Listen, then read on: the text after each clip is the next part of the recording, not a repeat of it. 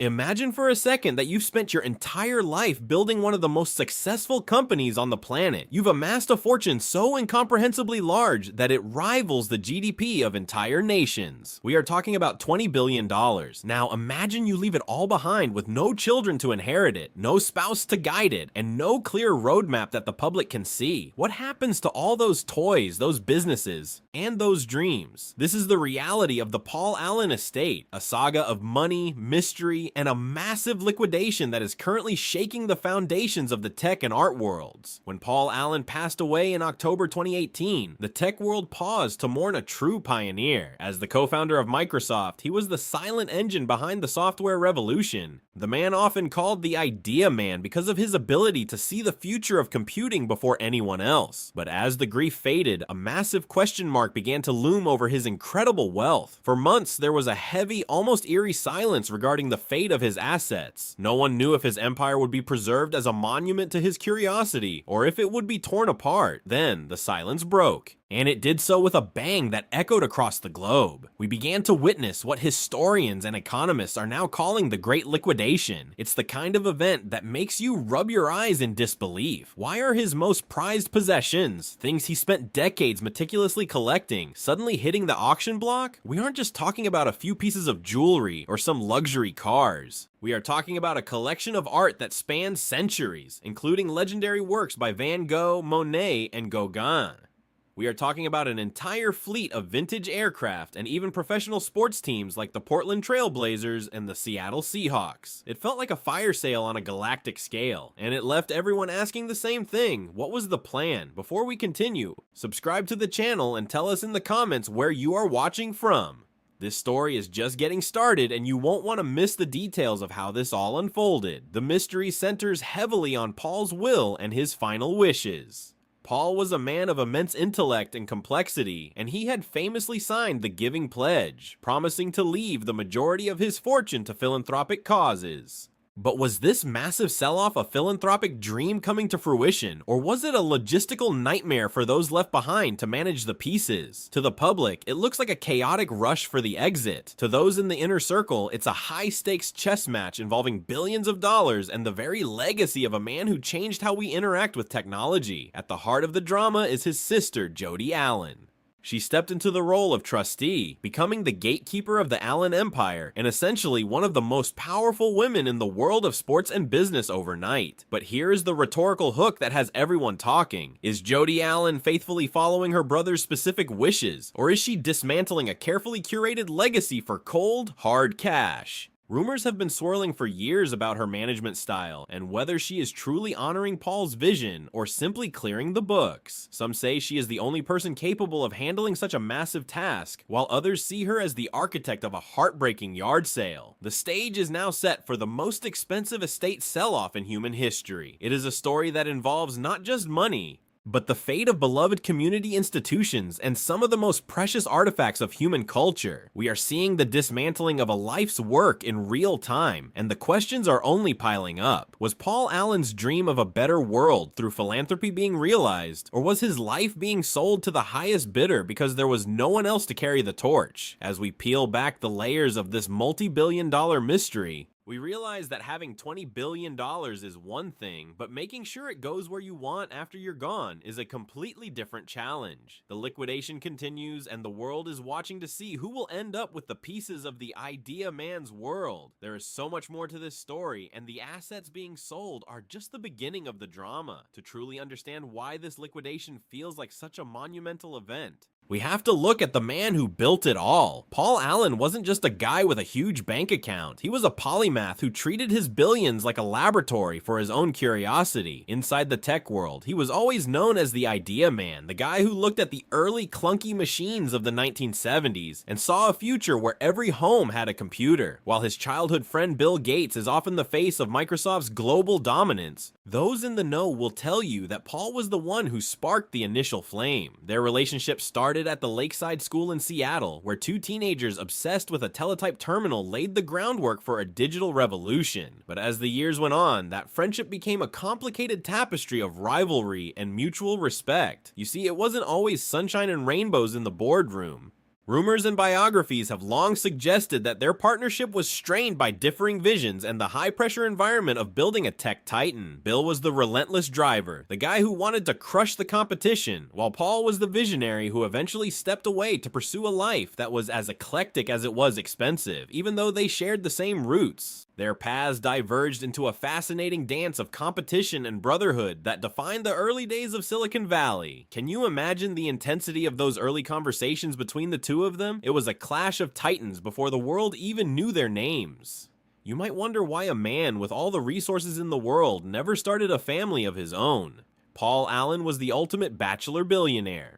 He never married and never had children, which in the world of high finance is like leaving a massive fortress without a clear successor to the throne. Instead of building a traditional family legacy, he built a legacy of interests. He poured his heart, soul, and billions into things that fascinated him, whether it was the rhythm of a rock guitar or the mechanics of a World War II fighter jet. This lack of a direct heir is exactly what created the narrative vacuum we are witnessing now. When there's no son or daughter to step into the role of protector, the legal teams and the trustees start taking over. It's a fascinating, albeit slightly tragic reality of his life. He lived on his own terms, surrounded by the greatest treasures money could buy, but he left behind a puzzle that no one person could easily solve. This missing familial link meant that the weight of his entire estate would eventually fall onto the shoulders of his sister, Jody Allen, changing the dynamics of his legacy forever. Managing these sprawling interests wasn't just a hobby, it was a corporate empire called Vulcan Inc. Think of Vulcan as the ultimate umbrella company, a massive machine designed to turn Paul's dreams into reality. Through Vulcan, he owned the Seattle Seahawks and the Portland Trail Blazers, becoming a titan in the world of professional sports. He wasn't just a passive owner who watched from a distance. He was often seen courtside or in the owner's box, genuinely invested in the success of the teams. But Vulcan went way beyond the basketball court or the football field. It managed a real estate portfolio that essentially rebuilt the South Lake Union neighborhood in Seattle, turning it into a tech hub for giants like Amazon. Then there were the space ventures, like Stratolaunch, which aimed to make space travel more accessible. Paul was obsessed with the final frontier, and he wasn't afraid to spend hundreds of millions to get there. It was his own version of a space race, fueled by a private fortune rather than a government budget. But beyond the balance sheets, who was Paul Allen at his core? He was a guy who could spend hours talking about the genius of Jimi Hendrix, even building the Museum of Pop Culture, or Mopop, as a tribute to his musical idol. He was a guy who spent decades searching for lost shipwrecks at the bottom of the ocean using his massive research vessels.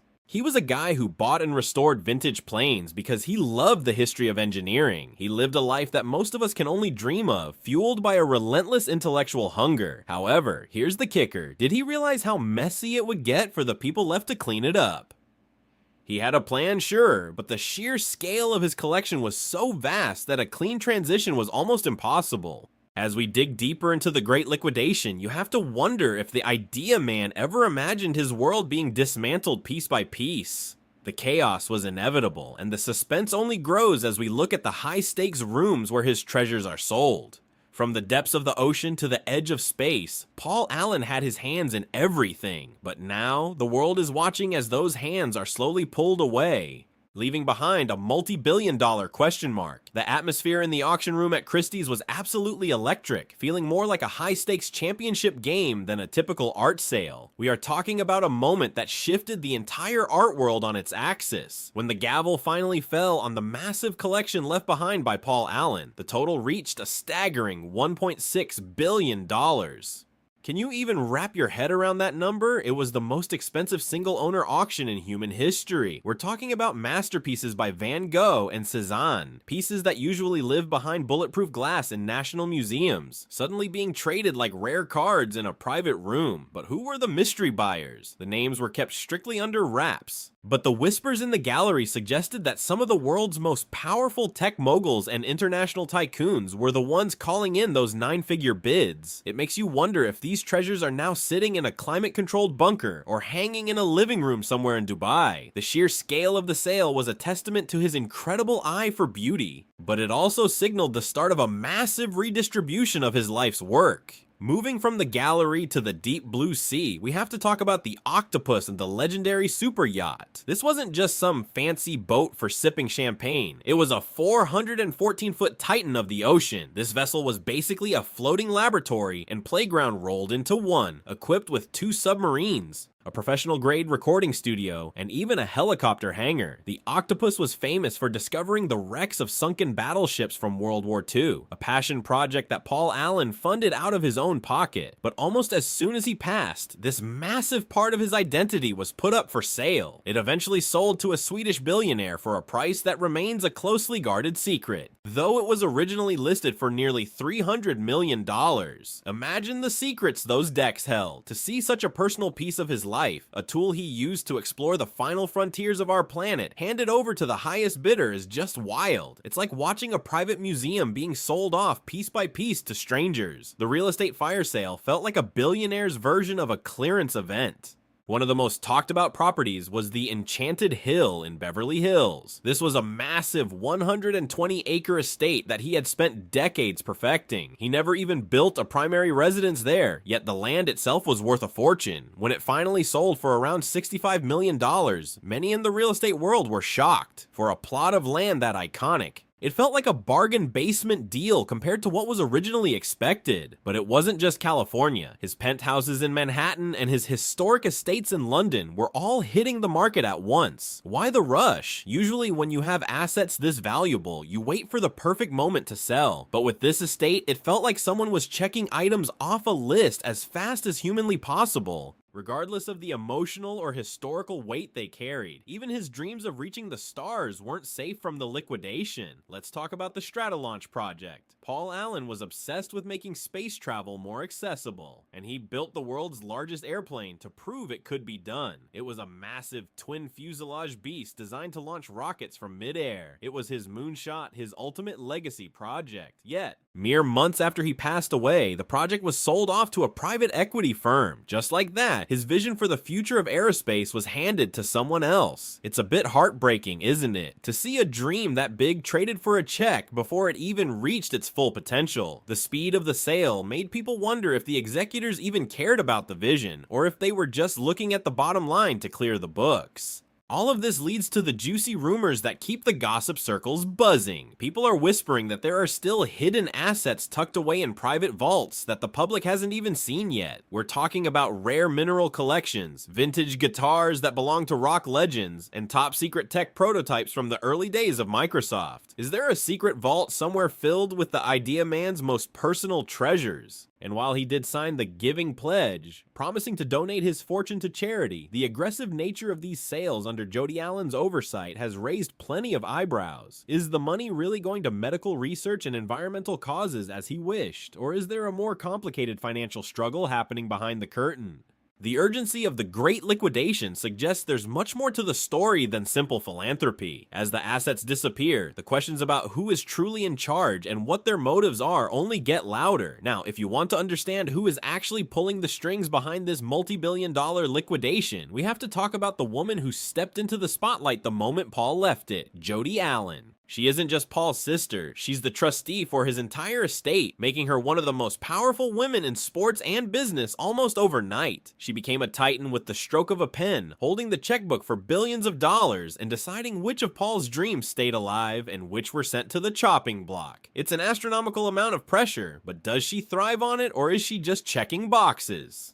While Paul was the quiet idea man, Jody's reputation is far more complicated and controversial. Since taking the reins at Vulcan Inc. down, she's been at the center of a whirlwind of drama. Imagine going from a background figure to the boss of a global empire. For the people working under her, it was a sudden, intense shift in leadership that many weren't ready for. The rumors started swirling almost immediately, and they were anything but quiet. We're talking about serious allegations from former bodyguards and high-level staff who described a toxic toxic work environment. Some reports were truly wild, involving claims of inappropriate behavior and a management style that felt more like a dictatorship than a collaboration. We aren't just talking about a grumpy boss. These allegations painted a picture of someone who demanded absolute loyalty while offering very little in return. Imagine being a longtime staffer who loved Paul's vision, only to feel like you're suddenly working in a cold corporate machine. While Paul was known for being curious and visionary, the stories about Jody suggested a much colder, more clinical approach. These weren't just disgruntled employees. These were people in the inner circle who saw the culture change from Paul's grand ideas to a focus on absolute control. It's the kind of drama that makes you wonder what's really going on in those high-level board meetings. Is it a business, or has it become a battlefield for control? But the biggest point of contention, the one that has everyone talking, is the fate of the Portland Trail Blazers and the Seattle Seahawks. This is where things get really messy. Rumors say Paul's original instructions were for these teams to be sold to fund his massive charities. Yet, years later, Jody is still firmly in the driver's seat. Why the delay? If Paul wanted the teams sold to fund medical research and save the oceans, why is his sister still sitting in the owner's box? Think about the history of these teams. These aren't just businesses, they are the heartbeats of their cities. Every time Jody appears on the big screen at a game, you can practically hear the collective breath being held. This has left two iconic franchises in a limbo where no one knows the future. It's a cloud of uncertainty that hangs over every game. Fans are absolutely losing their minds, and you can see the frustration boiling over on social media. There's a wave of outrage in Portland and Seattle, with people suspecting that Jody is holding on to the teams for personal prestige and the power that comes with owning an NFL team. Can you blame them? Every time a billionaire like Nike founder Phil Knight shows interest in buying the Blazers, the door gets slammed shut. It creates a feeling that the estate isn't being liquidated for charity as Paul intended, but hoarded for status. Fans are terrified the teams might move to a different city once sold, ripping the heart out of their communities. It's a high-stakes game of chicken between a powerful trustee and a loyal fan base. This brings us to the clash: Paul's vision versus the harsh reality of the present.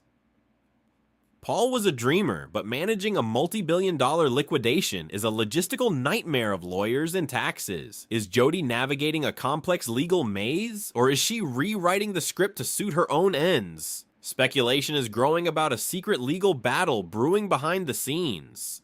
Whether it's the government looking into the tax implications of the Giving Pledge or other potential heirs we haven't heard from, the silence from the Allen estate is deafening. Is there a storm coming that could blow the whole thing wide open and change Paul's legacy forever? The deeper we go, the more it looks like a battle for the very soul of Paul Allen's life's work. If you think the boardrooms at Vulcan are intense, you should see what's happening on the front lines of Reddit and Twitter. The internet has turned into a 24/7 forensic team dissecting every move Jody Allen makes with extreme precision. People are calling it the Great Dismantling, and the theories are getting wilder by the minute. On subreddits dedicated to tech and sports, users are tracking every auction listing as if they were following a mystery. There's a feeling of disbelief that a man's entire life, his paintings, his boats, even his childhood memories, is being broken down into line items on a spreadsheet. Every time a new piece hits the block, people ask, is this really what Paul would have wanted? Or are we witnessing a systematic erasure of his personal history? This anxiety is most visible in the fan bases of the Pacific Northwest. In Seattle and Portland, the Seahawks and the Trailblazers aren't just sports teams, they are cultural institutions Paul saved years ago. On fan forums, the atmosphere is pure anxiety. The prevailing theory is terrifying, that once Jody Allen finally sells, the new owners will look for an exit strategy. We've seen it happen. A team gets bought by a billionaire and suddenly the bags are packed for Las Vegas or London. Fans are terrified that Paul's commitment to keeping teams local will be sacrificed for the highest price. People are scouring legal documents for any clue that the teams are staying put. It's a high-stakes game for a city's identity, and you can't talk about Paul without mentioning Bill Gates. The public is obsessed with what Bill thinks about all this. They were childhood friends who built the modern world together. Their relationship was famously complicated, a mix of brotherhood and rivalry. Now that Paul is gone and his empire is being sold off piece by piece, people are looking to Bill for a sign. Has he reached out to Jody behind closed doors? Does he approve of his friend's work being handled this way? Some suggest Bill might have hidden influence, steering certain assets, but since Bill has stayed mostly silent, the internet has filled that void with what-if scenarios. It's the ultimate tech world soap opera. This brings us to the debate. Is this a masterclass in philanthropy or cold-hearted greed? Supporters argue the liquidation is needed to fulfill Paul's giving pledge. You can't fund a medical institute with a super yacht. You need cash to fund research. They see auctions as necessary fuel for Paul's final mission, but critics are skeptical. They point to the aggressive speed of sales and allegations surrounding Jody Allen's style. They wonder if the billions are actually reaching the researchers studying the human brain or environmentalists saving the reefs. Is a massive chunk of this fortune being chewed up by lawyers and consultants? The lack of transparency creates suspicion. If this is all for charity, why does it feel like a fire sale? The viral moments add fuel to the fire.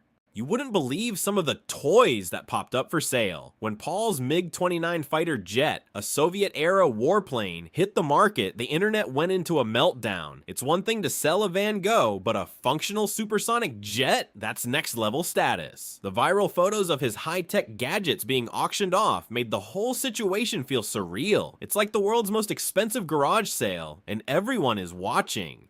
This visibility is why the Allen estate is so much more gossip-worthy than others. Everything is out in the open, inviting everyone to judge. Compared to other billionaire estates, this is a public spectacle. Most billionaires' assets are tucked away in private trusts or passed down in quiet ceremonies. But with Paul, it's an open book.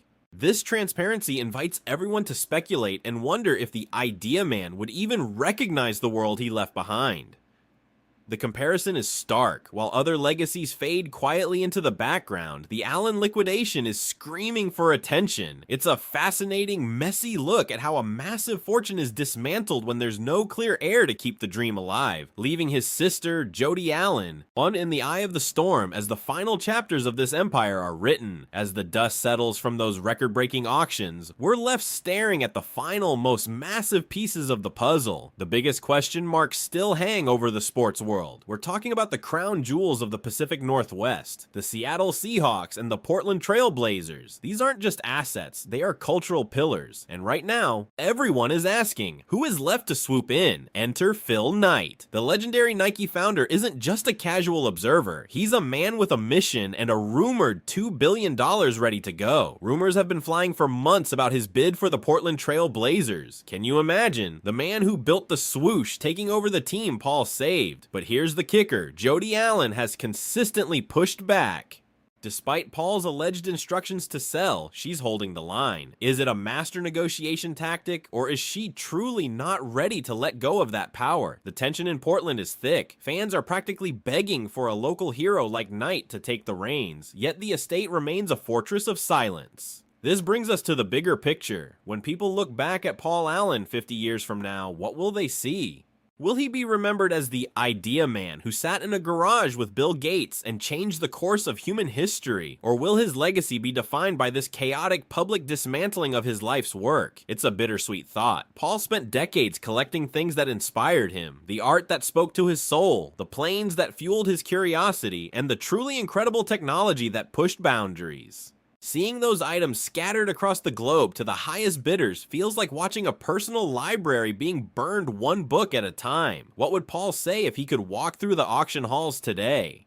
Paul was a perfectionist, a man who lived for the tiny details. He curated his life with the precision of a master clockmaker. To see his yard sale become a global headline might have been his worst nightmare. Or maybe, just maybe, he'd be satisfied knowing that the billions of dollars generated are finally flowing toward the things he truly cared about: the brain research, the ocean health, and the future of science. But without him here to guide it, we're left with a version of his dream that feels a little more like a business transaction and a little less like a vision. There's a massive lesson here for the world's ultra-wealthy. If you don't have a bulletproof exit plan, your life's work becomes a battlefield for lawyers and public opinion. Paul Allen had billions, but he didn't have a clear heir to carry the torch. That vacuum was filled by controversy, sibling rivalry, and internet conspiracy theories. It's a cautionary tale. Your legacy isn't just what you build, it's how you prepare for what happens when you're gone. Without a rock-solid roadmap, even the most brilliant empire can be picked apart by the winds of change.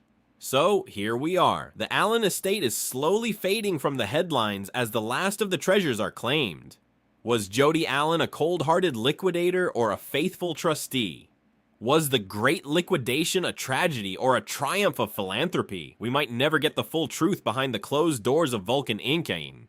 But we can see the impact Paul left. He was a man who dared to dream big, and even in his absence, he's still making waves. If you had $20 billion, no kids, and a lifetime of treasures, what would you want to happen? Would you want everything sold off to fund a grand cause, or would you want your collections kept together as a museum? Is it better to be a memory or a movement? Let me know in the comments. Thanks for riding along. See you in the very next one.